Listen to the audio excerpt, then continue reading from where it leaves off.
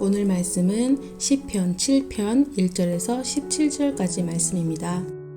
다윗의 시가연, 베냐민 사람 굿시가 한 말을 듣고 다윗이 주님 앞에서 부른 애가, 주 나의 하나님, 내가 주님께로 피합니다. 나를 뒤쫓는 모든 사람에게서 나를 구원하여 주시고 건져 주십시오. 그들이 사자처럼 나를 찢어 발기어도 나의 목숨 건져줄 사람이 없을까 두렵습니다. 주 나의 하나님, 내가 만일 이런 일을 저질렀다면 벌을 내려주십시오.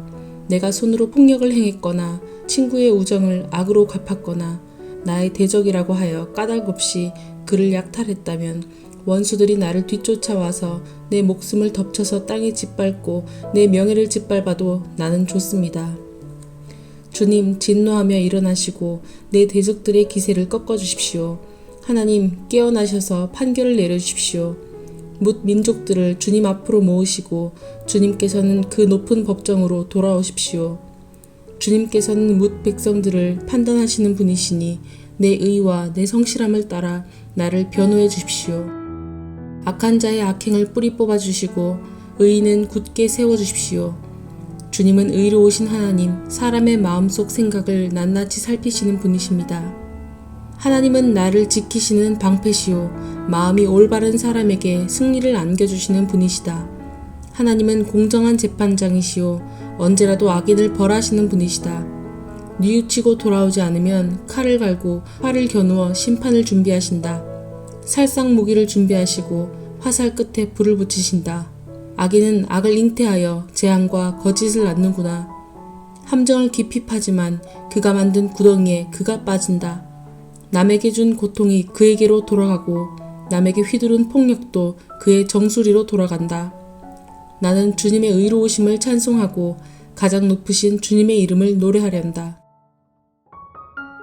오늘 하나님이 어떤 분이신지 묵상을 해봤는데요.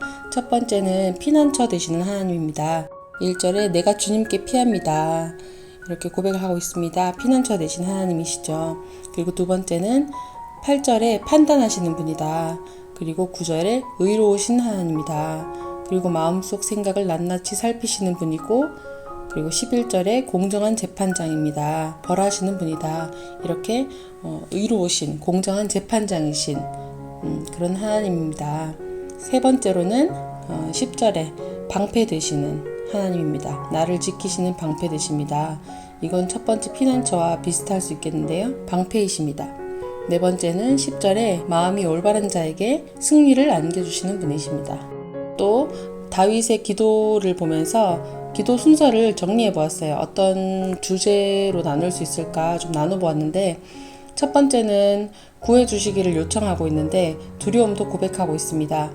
그리고 두 번째는 자신의 죄에 대해서 결백함을 주장하고 있는데 죄를 돌아보는 것 같습니다. 그리고 세 번째는 악인을 심판하시기를 요청하고 있는데 어쩌면 이거는 이제 문제 해결을 구하는 것이다 이렇게 생각을 했고, 마지막으로 주의 의로우심을 찬송하고 가장 높으신 주님의 이름을 노래한다 17절에 이렇게 나와 있는 걸 보면서 마지막으로는 이제 하나님을 찬양하고 하나님의 높으심을 노래한다 이렇게 순서를 정리해 봤는데요. 저에게 오늘 와닿은 부분은 첫 번째는 두려움을 그대로 직면한다는 것이었습니다. 하나님은 보호하시는 분이고 피난처시고 승리하시는 분이고 공정한 재판장이시지만 그걸 알고 있지만 자신의 두려움이 어떤 것이 있는지 그대로 솔직하게 고백하는 것이죠. 2절에 그들이 사자처럼 나를 찢어 발기어도 나의 목숨을 건져줄 사람이 없을까 두렵습니다. 하나님이 건져주시고 하나님이 보호해 주신다는 걸 알고 있지만 자신이 이런 두려움이 있다는 것을 솔직하게 고백하는 것이죠. 그리고 이제 두 번째로 17절에 이제 두려움과 죄와 간구를 하고 나서 마지막으로 하나님을 노래하는 장면입니다. 하나님을 생각합니다. 하나님을 묵상하는 것입니다. 그걸 보면서 오늘 개인적으로 기도하면서 한 찬양을 묵상했는데 굉장히 감동이 되더라고요. 그런데 가사를 묵상할수록 더 감동이 되었습니다. 아버지 그 큰 사랑이라는 찬양인데 가사가 어떻냐면, 아버지 그 큰 사랑, 드넓은 하늘보다 더 넓고 크신 아버지 사랑에 나의 영 의지해, 이렇게 쭉 이어지는 건데,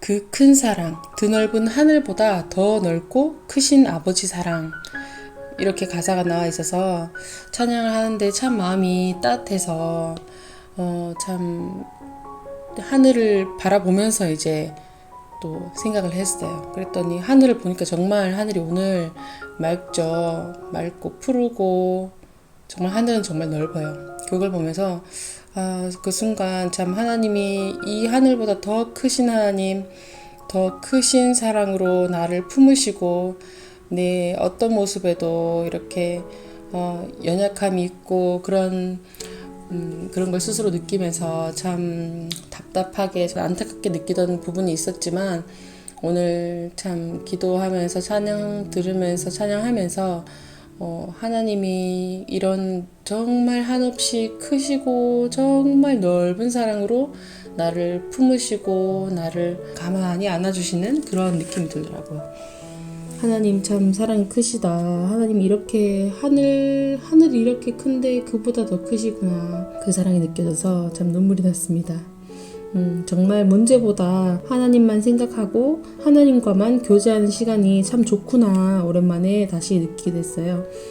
그래서 저는 내일 기도할 때는 이런 오늘 보았던 다윗의 기도 순서대로 먼저 그런 구해주시기를 요청하면서 두려움도 고백하면서 그리고 죄를 돌아보고 그리고 문제 해결을 요청하면서 마지막으로는 하나님을 묵상하고 하나님의 성품을 이렇게 노래하는 그런 순서로 기도하면 좋겠다 생각이 들었습니다. 마음이 힘들고 괴롭고 어려움이 있을 때 그것을 하나님 앞에 그 두려움도 솔직하게 고백하고 그리고 도우심을 요청하고 그리고 하나님이 어떤 분이신지를 묵상하면서 또 힘을 얻었을 거라고 생각이 듭니다. 결국 하나님이 이런 일상에서 하나님께 계속 나아갔던 다윗의 모습 때문에 하나님이 다윗을 참 사랑하셨던 거 아닐까 생각합니다. 지난번에도 나눴던 말씀인데 젊은 사자는 굶주려도 여호와를 찾는 자에게는 모든 좋은 것에 부족함이 없다라는 그런 말씀을 나눈 적이 있었잖아요. 그것처럼 하나님은 하나님을 찾는 자를 기뻐하십니다. 하나님께 나오는 자를 하나님은 기뻐하십니다. 그것을 알고 있지만 참 많이 나아가지 못했지만 앞으로 더 조금씩 짧게라도 더 하나님께 나아가고 하나님의 사랑을 충분히 더 많이 느끼고 받고 누리고 그런 우리가 되었으면 좋겠습니다. 그럼 오늘도 평안한 하루 되시길 바랍니다.